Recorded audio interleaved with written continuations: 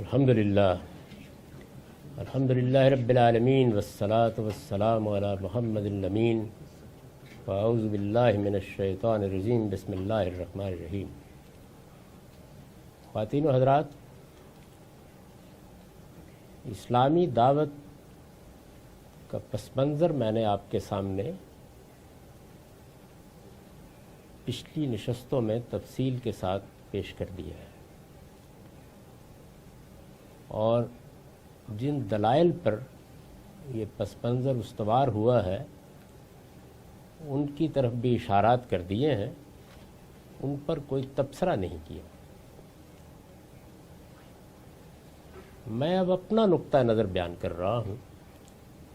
اس کے دوران میں اپنے استدلال کی وضاحت بھی کروں گا، اور ساتھ ساتھ یہ بات بھی واضح ہوتی چلی جائے گی کہ جن لوگوں سے میں اختلاف کر رہا ہوں ان کے استدلال کی میرے نزدیک یا میری تحقیق کے مطابق کیا غلطی ہے۔ پہلی چیز جس کو میں نے اس موضوع سے متعلق واضح کرنے کی کوشش کی ہے اور بڑی تفصیل کے ساتھ میزان میں اس پر گفتگو کی ہے، وہ یہ غلطی ہے کہ دین میں جب کوئی حکم دیا جاتا ہے تو اللہ تعالیٰ نے بطور اصول یہ فرمایا ہے کہ لا یکلف اللہ نفسا الا وسعہا۔ اللہ کوئی حکم دیتے ہیں، اپنی شریعت میں کوئی قانون نازل کرتے ہیں، کوئی ذمہ داری ڈالتے ہیں تو وہ انسان کی صلاحیت کے لحاظ سے ڈالتے ہیں۔ میں اس کو ایک مثال سے واضح کرتا ہوں۔ اب یہ دیکھیے کہ اس وقت دنیا میں مزدوری کرنے والے لوگ ہیں جو سارا دن مزدوری کر کے بمشکل اپنا پیٹ بھرتے ہیں، ریڑھی لگا کے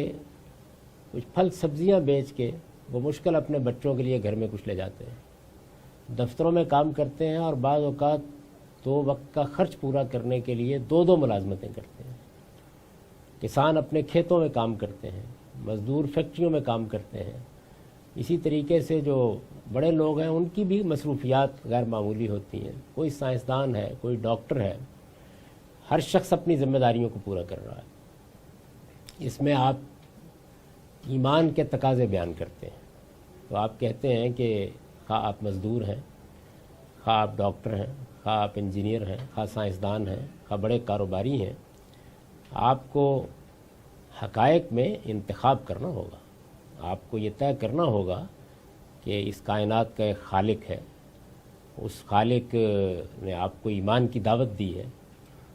تو یہ ایسی چیز نہیں ہے کہ جس کے بارے میں کوئی آدمی یہ کہے کہ میرے پاس تو اس کا وقت نہیں ہے، یعنی یہ انسان کے غور و فکر کی چیز ہے، اور ہر انسان اس میں کچھ وقت نکال لیتا ہے۔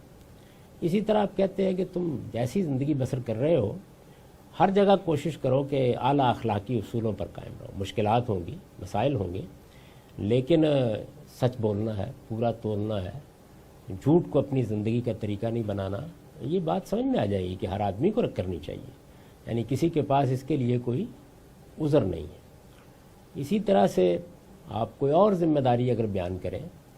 جو ذمہ داری ایک مزدور بھی انجام دے سکتا ہے، جو ایک کاروباری آدمی بھی انجام دے سکتا ہے، اور علم عقل مانتے ہوں کہ یہ کوئی بار نہیں ڈال دیا آپ نے، وہی بات کہ لا یکلف اللہ نفسا الا وسعہا، آدمی کی وسعت کے برابر ہی بات ہو رہی ہے، بات سمجھ میں آتی ہے۔ لیکن اگر مثال کے طور پر آپ یہ کہیں کہ ہر شخص کے اوپر یہ ذمہ داری ہے کہ وہ دنیا میں حکومت الہیہ قائم کرنے کی جدوجہد کرے، اور اس کے لیے جو طریقہ ہے وہ یہ ہے کہ یا تو وہ کسی منظم جماعت کا حصہ بنے، اس میں شامل ہو کر یہ جدوجہد کرے، اور اگر ایسا نہیں ہے تو خود اپنی جماعت بنائے، وہ اس کے بغیر نہیں رہ سکتا۔ کیا آپ کو محسوس نہیں ہوتا کہ یہ ذمہ داری کس طرح ہر آدمی پر ڈالی جا رہی ہے؟ یہ میں نے ایک مثال دی۔ تو سب سے پہلی چیز جس کی طرف میں نے توجہ دلائی ہے اہل علم کو، اور اس پر کام کر کے تحقیق کر کے ان کو بتانے کی کوشش کی ہے کہ اللہ تعالیٰ جس طرح باقی معاملات میں اس اصول کا لحاظ رکھتے ہیں کہ ہر شخص پر اس کے لحاظ سے ذمہ داری ڈالی جائے، تو یہ بات تو ٹھیک ہے کہ اللہ تعالیٰ نے ہمیں کہا ہے کہ ہم اس کے راستے کی طرف بلائیں، اس کے لیے دعوت کا لفظ استعمال ہوا، تذکیر کا لفظ استعمال ہوا، انذار کا لفظ استعمال ہوا، لیکن یہ ذمہ داری کیا ہر مسلمان کے اوپر یکساں طور پر ڈال دی گئی؟ یعنی ایک ہی طریقے سے، ایک ہی جیسے حالات میں، ایک ہی لائے عمل کے ساتھ ہر مسلمان کو یہ بتا دیا گیا ہے؟ ایک تو چیز ہے نا اجمال میں یہ دعوت دینی ہے، لیکن کیا یہ ذمہ داری آپ پر بھی، مجھ پر بھی، ان پر بھی اسی طرح ہے جیسے محمد الرسول اللہ صلی اللہ علیہ وسلم پر تھی؟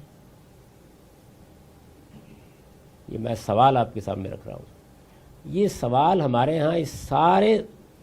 دعوت کے علم میں، جس کا میں نے پس منظر آپ کو بیان کیا ہے، زیر بحث ہی نہیں آیا، حالانکہ یہ ایک بڑا بنیادی سوال ہے کہ اللہ تعالیٰ جب کوئی ذمہ داری ڈالتے ہیں تو وہ افراد کے لحاظ سے ڈالیں گے نا۔ تو میں نے پہلا کام یہ کیا ہے کہ قرآن مجید کی روشنی میں دعوت کی اس ذمہ داری کی تقسیم واضح کی ہے۔ چنانچہ جب آپ میزان میں وہ باب نکالیں گے جس کا عنوان قانون دعوت ہے، تو اس میں آپ کو دعوت بحیثیت دعوت کے ہر ایک سے مخاطب ہوتی نظر نہیں آئے گی، بلکہ پہلا عنوان ہوگا پیغمبر کی دعوت، فرد کی دعوت، علماء کی دعوت۔ تو قرآن مجید نے، اور قرآن مجید اللہ کی کتاب ہے، اور اس سے خود آپ پر یہ واضح ہوگا کہ جب اللہ تعالیٰ خود یا ان کی کتاب کسی چیز کو موضوع بناتی ہے تو وہ کیسے موضوع بناتی ہے۔ تو یہ ٹھیک ہے کہ ہمارے ہاں دعوت کے موضوع پر فقہ میں کوئی کام نہیں ہوا یا حدیث کی کتابیں اس سے خالی ہو گئیں، لیکن قرآن کا تو یہ موضوع ہے، اور قرآن مجید نے بالکل اسی طریقے سے الگ الگ کر کے بتایا ہے کہ کس کی کیا ذمہ داری ہے۔ یعنی دعوت تو سب کی ذمہ داری ہے، لیکن اس دعوت میں کس کو کیا کرنا ہے۔ تو اس میں سب سے پہلے یہ سمجھنا چاہیے کہ اللہ جب کسی شخص کو اپنا نبی بناتا ہے یا ان نبیوں میں سے کسی کو اپنا رسول بناتا ہے، اس پر جو دعوت کی ذمہ داری ڈالتا ہے، اس پر جو دعوت کی ذمہ داری، یعنی دعوت تو ہے میرے لیے بھی آپ کے لیے بھی،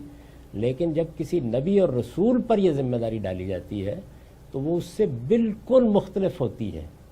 یعنی وہ ذمہ داری اپنی نوعیت کے لحاظ سے بھی بالکل مختلف ہوتی ہے، وہ ذمہ داری اپنے مراحل کے لحاظ سے بھی بالکل مختلف ہوتی ہے،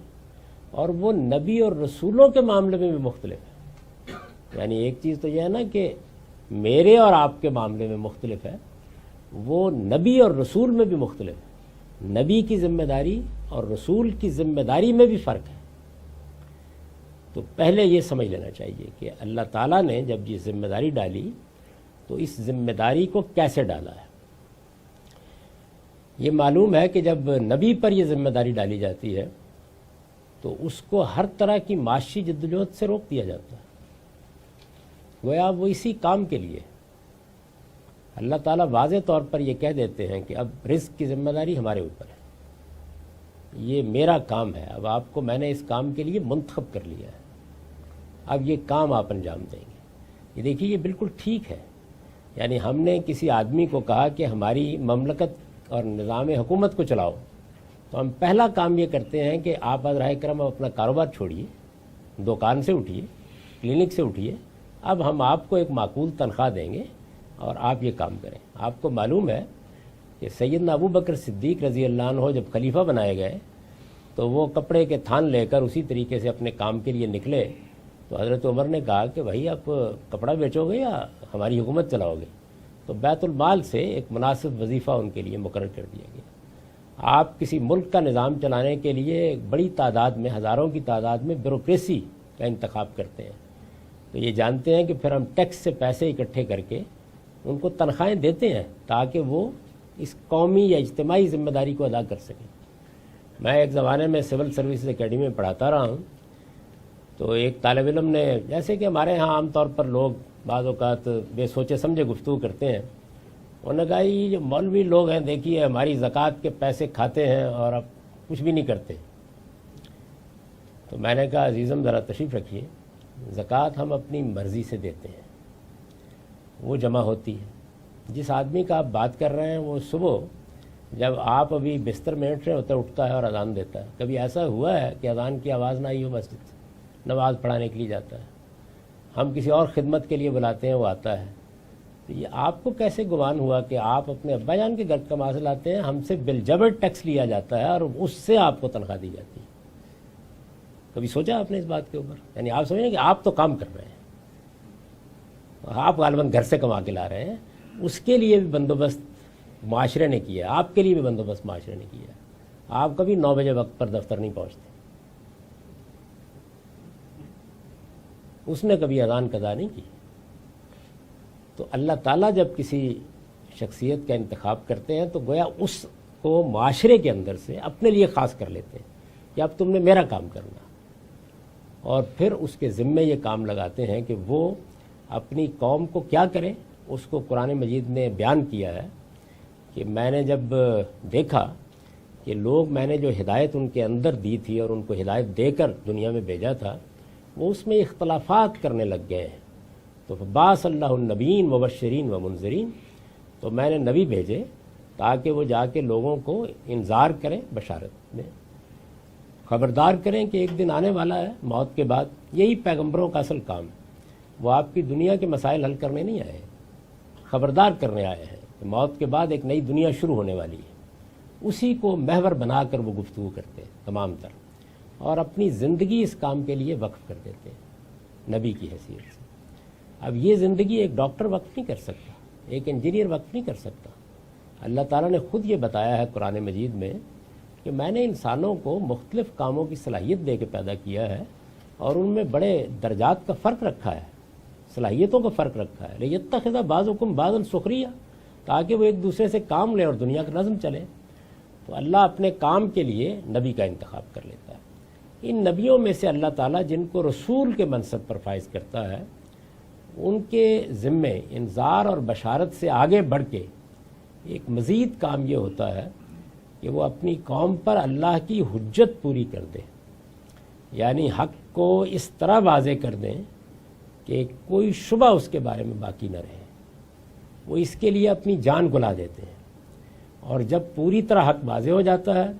تو اللہ تعالیٰ پھر قیامت برپا کرتے ہیں. ان کے جو ماننے والے ہیں ان کو اللہ تعالیٰ لازماً غلبہ عطا فرماتے ہیں، ان کو سرفرازی عطا فرماتے ہیں، اور جو ان کے منکرین ہیں ان کو سزا دیتے ہیں. اور میں یہ عرض کر چکا ہوں اس سے پہلے بھی کہ یہ سزا 2 صورتوں میں دی جاتی ہے اور دنیا میں دیتے ہیں. یعنی ایک اس صورت میں کہ ان کو مٹا دیا جاتا ہے، یہ مشرکین کے ساتھ ہوتا ہے، اور دوسرے جو توحید کو ماننے والے ہیں ان کو محکوم بنا لیا جاتا ہے. اس مقصد کے لیے، محکوم بنانے کے لیے ان کو جدوجہد بھی کرنا ہوتی ہے، اور جب وہ محکوم بناتے ہیں تو اس سے ایک حکومت بھی وجود میں آ جاتی ہے. یعنی ان کو جو کام دیا گیا تھا وہ کام اصل میں ایک سنت کا ظہور تھا کہ اللہ دنیا میں جس قیامت کی وہ منادی کر رہے تھے اس کو دکھا دے. جیسے ایک سائنسدان ایک نظریہ قائم کرتا ہے تو وہ اپنے معمل یا اپنی لیبارٹری میں آپ کو تجربہ کر کے دکھاتا ہے. تو پیغمبر جو دعوت دینے کے لیے آتے ہیں کہ ایک دن یہ سب دنیا ختم ہو جانی ہے اور ایک نئی دنیا کی ابتدا ہونی ہے، اور اس میں ایمان اور عمل کی بنیاد پر فیصلہ ہونا ہے، یہ انسان نہیں مانتا. اس کے دلائل دیے جاتے ہیں تب بھی نہیں مانتا. تو وہ کہتے ہیں کہ ٹھیک ہے، ہم یہ کام اپنی اس قوم پر کر کے دکھا دیتے ہیں، یہ ہو جائے گا، تمہارے سامنے ہو جائے گا. یعنی ہم تنہا کھڑے ہیں، اور ایک وقت آئے گا کہ جب یہ قوم ہماری مٹھی میں ہوگی، اس کی زندگی اور موت کا فیصلہ ہم کر رہے ہوں گے. ہمارے پاس اگر اچھے ساتھی مل گئے بڑی تعداد میں تو ان کے ذریعے سے فیصلہ کریں گے، ورنہ خدا کے فرشتے آئیں گے اور جس طرح انہوں نے قوم لوط کو اڑا کر رکھ دیا اور قوم سمود کو ایسے ہی اڑا کر رکھ دیا. یہ پیغمبر کی دعوت ہے. اس کے کچھ لازمی مراحل ہیں. یعنی اس میں پیغمبر دعوت دیتا ہے، اپنی قوم پر اللہ کی حجت پوری کر دیتا ہے دعوت اور انذار کے ساتھ. اور اس دعوت اور انذار میں بھی ایک مرحلہ الگ الگ لوگوں کو مل کر بات پہنچانے کا ہوتا ہے. پھر انذار عام کا مرحلہ ہوتا ہے جس میں پیغمبر کو حکم دیا جاتا ہے کہ وہ اپنی بستی میں اب ہاں کے پکارے یہی پیغام پہنچا دے جا کر. پھر اتمام حجت، پھر اس کے وقت بعد وہ وقت آتا ہے کہ پیغمبر سے کہا جاتا ہے کہ اب آپ کو قوم کو چھوڑ دینا ہے. وہ ایک سیکنڈ پہلے بھی خدا کے حکم کے بغیر نہیں چھوڑ سکتا۔ قرآن نے مثال دی ہے کہ حضرت یونس نے اپنی مرضی سے قوم کو چھوڑ دیا، تو ہم نے ان کو سزا دی، دنیا میں سزا دی، یعنی پیغمبر کو مچھلی کے پیٹ میں بھیج دیا۔ رسول اللہ صلی اللہ علیہ وسلم کو جب اس منصب پر فائز کیا گیا تو اس میں دیکھیے کہ وَلَا تَكُنْ كَصَاحِبِ الْحُوتِ، کہیں مچھلی والے کی طرح جلد بازی نہ کر بیٹھنا۔ فَاصْبِرْ لِحُكْمِ رَبِّكَ، آپ کو اپنے رب کے فیصلے کا انتظار کرنا ہے، یعنی باغ خدا کے ہاتھ میں ہوتی ہے، وہ کہتا ہے کہ آپ چھوڑ دیں، بس کام مکمل ہو گیا۔ تو جب وہ قوم کو چھوڑتے ہیں تو یہ ہجرت و برات کا مرحلہ ہوتا ہے، اور جیسے ہی وہ ہجرت کرتے ہیں اس کے بعد قوم کی تقدیر کا فیصلہ ہو جاتا ہے، یعنی اب جزا و سزا برپا ہو جاتی ہے۔ یہ پیغمبر کی دعوت ہے۔ رسالت میں آپ صلی اللہ علیہ وسلم نبی بھی تھے اور رسول بھی تھے، تو اس وجہ سے جو واقعہ 575-76 عیسوی میں پیش آیا کہ ایک ہستی محمد الرسول اللہ کے نام سے دنیا میں آئی، محمد بن عبداللہ نے لوگوں کو بتایا کہ اب میں محمد الرسول اللہ ہوں، تو اس کے بعد جو تاریخ بنی وہ تاریخ جس کے واقعات سے تبلیغی جماعت کے لوگوں نے استدلال کیا، وہ تاریخ جس کو سامنے رکھ کر مولانا مودودی صاحب نے اسلامی حکومت کس طرح قائم ہوتی ہے لکھا، وہ تاریخ جو میرے جلیل القدر استاد مولانا امین حسن اصلاحی نے دعوت دین اور اس کا طریقہ کار کے مختلف ابواب میں قرآن مجید کی آیات کی روشنی میں بکھیر دی، وہ اصل میں پیغمبر کی دعوت کی تاریخ ہے، اس کا میری اور آپ کی دعوت سے کوئی تعلق نہیں ہے، وہ رسول اللہ کی دعوت کی تاریخ ہے۔ اس دعوت کے لیے خدا کا فیصلہ یہ تھا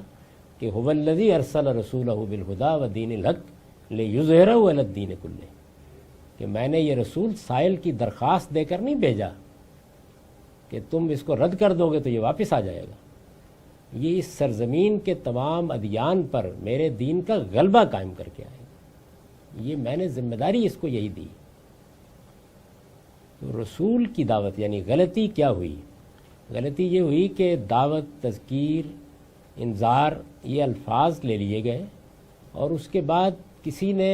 واقعے کو دیکھا کہ کیا ہوا، حضور نے کیا کیا، اور کسی نے اس سے متعلق آیات کو دیکھا، اور آیات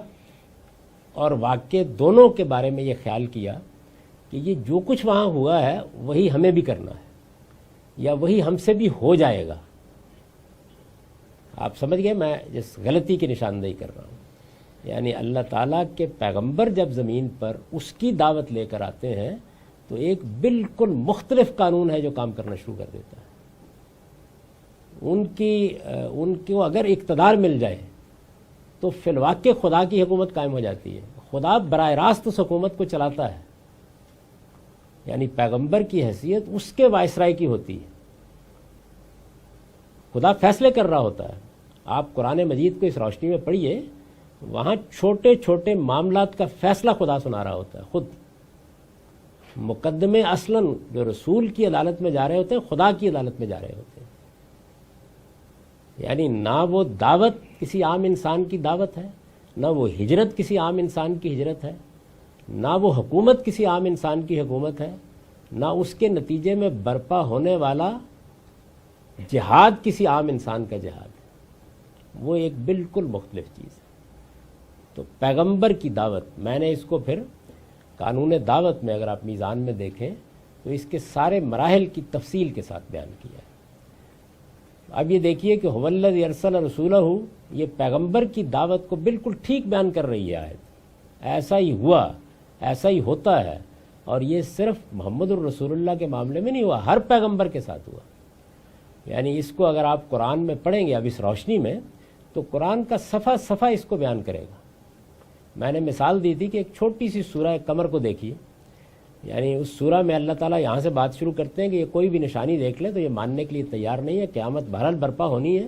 ان کو بتاؤ کہ یہ قیامت ہم نے نوح کے ذریعے سے برپا کر کے دکھائی، ہم نے لوط کے ذریعے سے برپا کر کے دکھائی، ہم نے عاد و ثمود پر برپا کر کے دکھائی۔ یہ سارے بیان کرنے کے بعد فرعون تک آ کے اللہ تعالیٰ کہتے ہیں کہ اکفارکم خیر من اولئکم، اے محمد کیا تیرے منکرین ان سے بہتر ہیں کہ ان کے ساتھ یہ نہیں ہوگا، ان کی بھی اسی طرح پٹائی ہوگی۔ تو یہ ایک غیر متبدل قانون ہے، چنانچہ اس کے بارے میں جہاں کہیں یہ بیان ہوا ہے قرآن میں تو اللہ تعالیٰ عام طور پر اس کو بیان کر کے یہ کہتے ہیں کہ لن تجد لسنت اللہ تبدیلا، یہ میری پیغمبروں کے بارے میں سنت ہے، قانون ہے میرا، اس میں کبھی کوئی تبدیلی نہیں ہوتی۔ جب بھی میں نے زمین پر کسی پیغمبر کو بھیجا ہے ہمیشہ اس نے اسی طرح دعوت برپا کی ہے، وہ انہی مراحل سے گزری ہے، صرف آخر میں جا کے کسی قوم کے ساتھ کرنا کیا ہے اس میں فرق واقع ہوا ہے، اور وہ یہ کہ اگر پیغمبر کے ساتھ دینے کے لیے 2 آدمی بھی نہیں نکلے تو اللہ نے پھر ان پر ذمہ داری نہیں ڈالی، پھر اس کے فرشتے آئے ہیں، لوط کے گھر میں انہوں نے قیام کیا ہے، ان سے کہا ہے آپ نکل جائیے، پیچھے مڑ کے نہ دیکھیے گا، آپ کی بیوی بھی ساتھ نہیں جائے گی، اس بستی کو ہم الٹنے والے ہیں۔ یہ تصویریں ہیں جو قرآن مجید میں پیغمبروں کی دعوت کی قرآن نے بیان کی کہ پیغمبر کی دعوت ایسے برپا ہوتی ہے۔ تو اس کی آیتوں کو اور اس کے واقعات کو سامنے رکھ کر اگر میں یا آپ یا مولانا الیاس یا مولانا سید ابواللہ صاحب مودودی کوئی دعوت برپا کریں گے اور یہ خواب دیکھیں گے کہ یہی کچھ ہوگا یا یہی کچھ کرنا ہے تو یہ خواب کبھی شرمندہ تعبیر نہیں ہو سکتا، اس کے مطالبات بھی کبھی پورے نہیں ہو سکتے، یہ ممکن ہی نہیں۔ چنانچہ اب تاریخ کم و بیش اس کی گواہی دے رہی ہے کہ ایسا ہی ہوا ہے، یہ نہیں ہو سکتا، یہ اللہ کے پیغمبر کا معاملہ ہے۔ اس لیے یہ جو تعبیر ڈاکٹر اسرار احمد صاحب نے اختیار کی انقلاب کا نبوی منہاج، وہ کوئی انقلاب کا منہاج ہے ہی نہیں، وہ ایک سنت الہی کا ظہور ہے، وہ خدا کی طرف سے دینونت جزا و سزا کا ظہور ہے، اس میں کوئی اقدام کوئی قتال کچھ نہیں ہوا، اس میں قتل عام ہوا ہے جس وقت لوگوں نے انکار کر دیا۔ تو اس لیے ان 2 چیزوں کو ملانے کی غلطی نے بہت ستم اٹھایا ہے، اور انہی آیات کے غلط استدلال سے اس وقت دہشت گردی پیدا ہو گئی۔ یہ اصل میں ایک بالکل دوسرا قانون ہے، پیغمبر کی دعوت۔ تو پیغمبر کی دعوت کیا ہوتی ہے، کن مراحل سے گزرتی ہے، اس کو میں نے بھی بیان کر دیا ہے اسی عنوان سے قانون دعوت میں، اور مولانا امین احسن اصلاحی میرے جلیل القدر استاد کی جو کتاب ہے جو دعوت دین اور اس کا طریقہ کار کے عنوان سے دنیا کی بہت سی زبانوں میں چھپ چکی ہے، وہ پوری کتاب بھی اصل میں میری اور آپ کی نہیں، پیغمبر کی دعوت کو بیان کر رہی ہے۔ مولانا کو غلطی یہ لگی ہے کہ انہوں نے اس کو میری اور آپ کی دعوت بھی سمجھ لیا، وہی آیتیں ہیں، وہی واقعات ہیں۔ ان واقعات یا ان آیتوں سے جو لوگ استدلال کرتے ہیں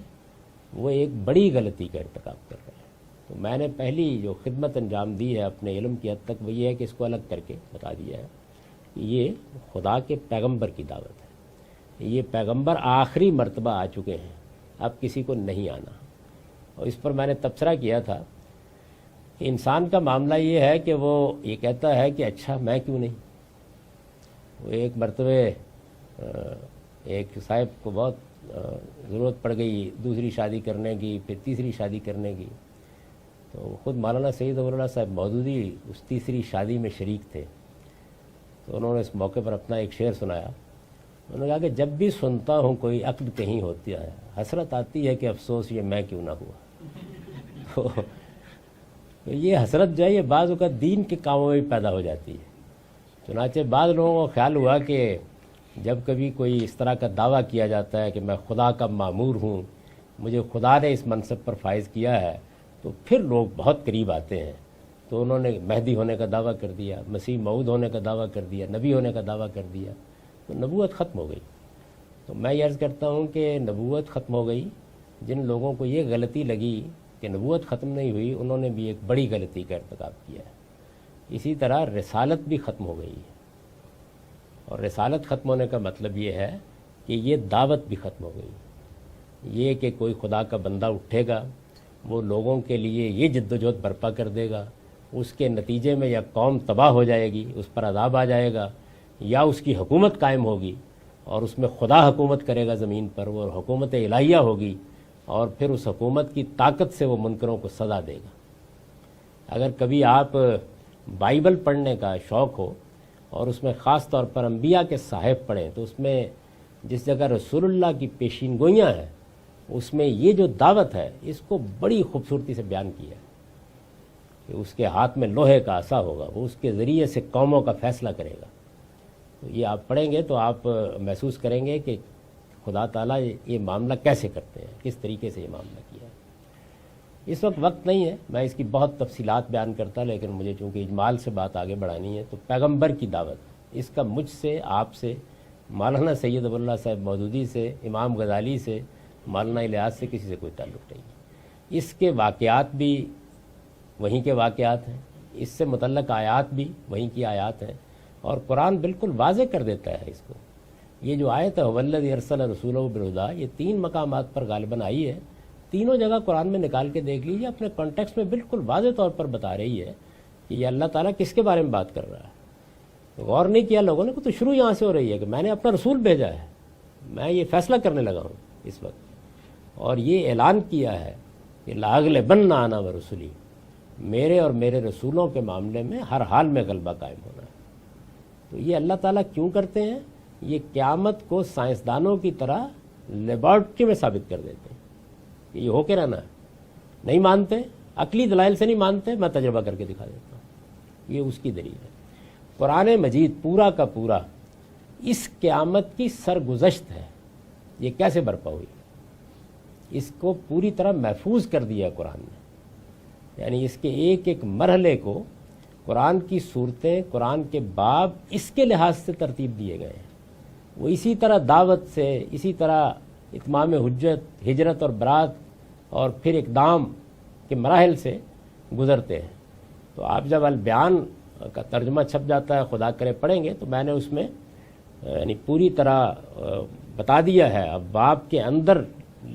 ان کا تعارف لکھ کے بتا دیا ہے کہ یہ دیکھیے کون سا مرحلہ آ گیا ہے، اس مرحلے کی یہ صورتیں۔ تو قرآن مجید اس پیغمبر کی سرگزشت انذار ہے، یعنی خدا کے ایک پیغمبر نے آ کر یہ سارا معاملہ کس طریقے سے کیا، کیسے ایک تنہا انسان کھڑا ہوا، ایک عبداللہ کا یتیم کھڑا ہوا، اور اس نے خدا کی طرف سے خدا کی مائیت کو ظاہر کر کے ایک قیامت برپا کر دی دنیا میں۔ دنیا کی سلطنتیں اس کے سامنے خزاں کے سوکھے ہوئے پتوں کی طرح گر گئیں، خاتمہ ہو گیا، ایک عظیم تبدیلی آئی، حیرت انگیز۔ تو یہ وہ چیز ہے۔ اب آپ کہیں کہ میں اس کو دہرا لوں گا، آپ اس کو دہرا لیں گے، فلاں آدمی دہرا لے گا، تو یہ خواب پورا نہیں ہو سکتا، اس کا کوئی تعلق نہیں ہے، اس کو الگ کر دیجیے۔ اس کے بعد ایک دوسری دعوت کی قسم ہے، اس کا تعلق حضرت ابراہیم کی اولاد سے ہے۔ میں نے کل بھی ایک سوال کے جواب میں یہ عرض کیا تھا کہ اللہ تعالیٰ نے نبیوں کو بھیجنے کے سلسلے کو 2 حصوں میں تقسیم کیا۔ پہلے انفرادی نبوت کا دور رہا، یعنی ہر قوم کی طرف، قرآن نے اس کو بیان بھی کیا ہے کہ ہر قوم کی طرف ایک رسول بھیجا گیا، اور اس نے آ کر اس قوم کا فیصلہ کر دیا، یعنی رسول صرف درخواست پیش کر کے نہیں گیا، فیصلہ کر دیا۔ فَإِذَا جَاءَ رَسُولُهُمْ قُضِيَ بَيْنَهُمْ بِالْقِسْطِ، جب وہ رسول آ جاتے تھے تو پھر اس قوم کا بالکل ٹھیک انصاف کے ساتھ دنیا میں فیصلہ کر دیا جاتا تھا، وَهُمْ لَا يُظْلَمُونَ، اور کوئی ظلم نہیں ہوتا تھا۔ تو پہلا دور وہ تھا۔ دوسرا دور وہ ہے جس میں حضرت ابراہیم کی اولاد کو اللہ تعالیٰ نے عالمی سطح پر اپنا پیغام پہنچانے کے لیے منتخب کیا، یعنی جیسے پہلے انسانوں میں سے کوئی ایک نبی یا رسول فرد کی حیثیت سے منتخب کیا جاتا تھا،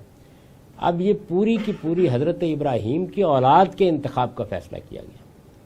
اس کو قرآن مجید نے بڑی وضاحت کے ساتھ بیان کیا ہے۔ مجھے بڑی حیرت ہوتی ہے جب میں دیکھتا ہوں کہ قرآن مجید کو آپ دیکھیے، پہلی سورہ فاتحہ کے بعد بقرہ ہے، اور بقرہ کا مخاطب کون ہے؟ بنی اسرائیل، حضرت ابراہیم کی اولاد کا ایک حصہ۔ اور سورہ تمہید کے بعد آیت 32 کے بعد جب شروع ہوتی ہے تو یا بنی اسرائیل اذکروا نعمتی اللتی، اے بنی اسرائیل میری اس نعمت کو یاد کرو جو میں نے تم پر کی تھی، اور وہ نعمت کہہ دی فضلتکم علی العالمین، دنیا کی ساری قوموں میں سے فضیلت دے کے تمہارا انتخاب کیا تھا۔ لقد اخترناہم علی علم علی العالمین، میں نے پورے انسانوں کی قوموں گروہوں کے اندر سے علی علم تمہارا انتخاب کیا، اور وہ تمہیں مرتبہ دیا ہے جو کسی اور قوم کو نہیں دیا۔ تو یہ حضرت ابراہیم کی ذریت، یہ واقعہ کیسے ہوا؟ حضرت ابراہیم بھی رسولوں میں سے ایک رسول تھے، ان کو عراق کے شہر اور میں وہ پیدا ہوئے، انہوں نے بابل میں اپنی قوم پر اللہ کی حجت پوری کی، ان کی قوم پر سورہ توبہ یہ بتاتی ہے کہ عذاب آ گیا، اسی طرح جیسے رسولوں کی قوموں پر عذاب آیا ہے۔ لیکن عام طور پر یہ ہوا کہ جب رسولوں کی قوم تباہ کر دی گئی تو اللہ نے رسولوں کو بھی اٹھا لیا اس کے بعد، یعنی اپنا مشن پورا کرنے کے بعد وہ اللہ کے ہاں چلے گئے۔ آپ نے پڑھا ہوگا حدیثوں میں اور تاریخ کی کتابوں میں کہ رسول اللہ صلی اللہ علیہ وسلم کا جب مشن پورا ہو گیا ہے اس موقع کے اوپر بھی بس یہی تھا کہ اب آپ دنیا سے چلے جائیں گے، بلکہ وہ بڑا مشہور واقعہ ہے کہ جب یہ پڑھا گیا کہ اذا جاء نصر اللہ والفتح ورأیت الناس یدخلون فی دین اللہ افواجا، تو لوگ بڑے خوش تھے۔ تو حضرت ابوبکر صدیق نے کہا کہ یہ جانے کا پیغام ہے، مشن مکمل ہو گیا، یعنی اب اس کے بعد حضور نہیں رہیں گے دنیا میں۔ تو پیغمبر عام طور پر یہی ہوا، لیکن حضرت ابراہیم کے ساتھ اللہ نے ایک دوسرا فیصلہ کیا اور یہ کہا کہ میں اب آئندہ جو قومیں آئیں گی یا نسلیں آئیں گی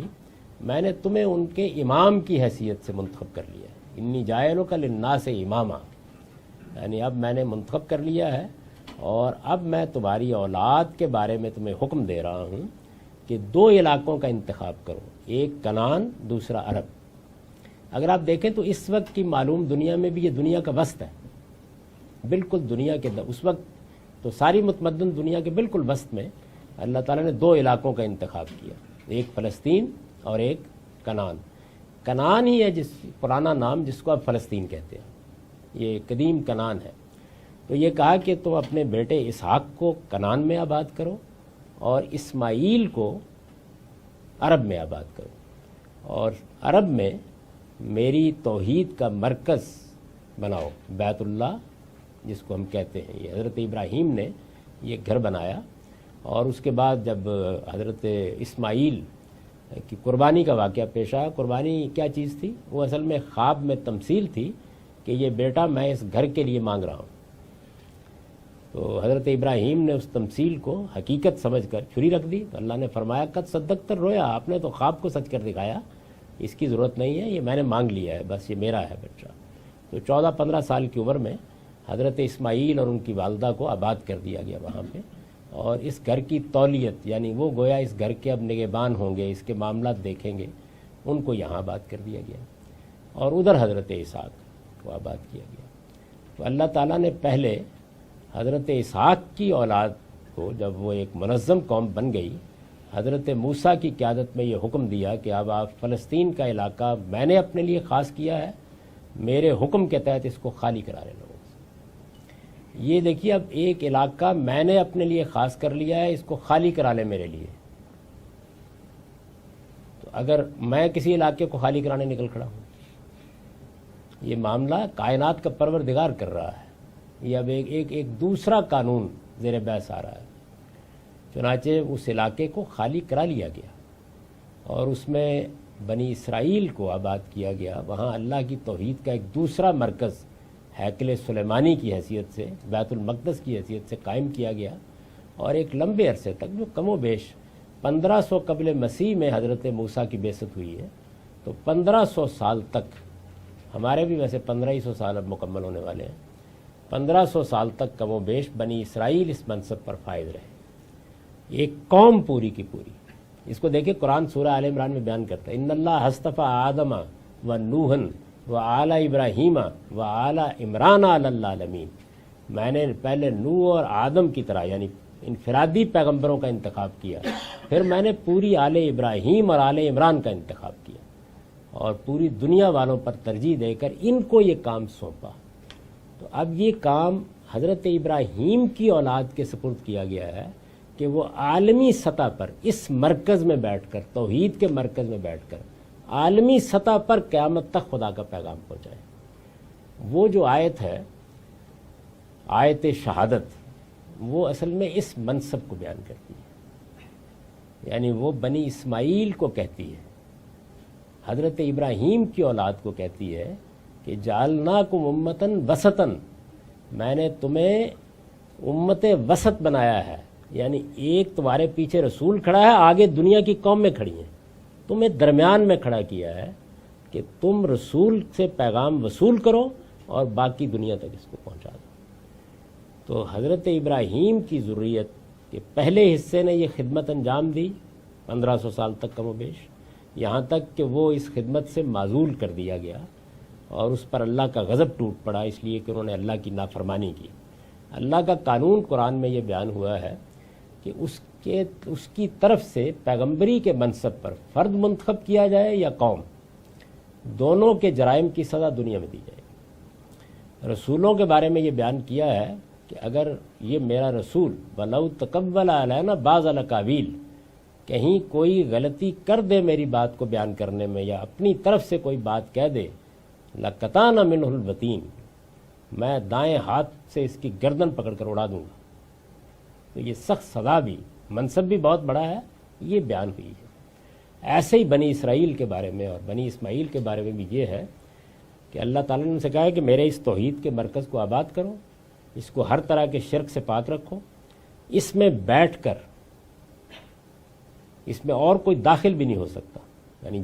جا کے واپس آ جائے، اس کا شہری نہیں بن سکتا۔ فلسطین کی یہ حیثیت تھی حضرت مسیح تک، ختم ہو گئی، اب یہ عرب کی حیثیت ہے اور قیامت تک۔ اسی لیے حضور نے اس کے بارے میں یہ فرمایا کہ لا یجتمع فیہ دینان، اس میں کوئی دوسرا دین کا آدمی آباد بھی نہیں ہو سکتا۔ یہ خدا نے اس باؤنڈری کو، اس حصے کو اپنے لیے خاص کر لیا ہے، اس کے لیے خصوصی احکام ہے،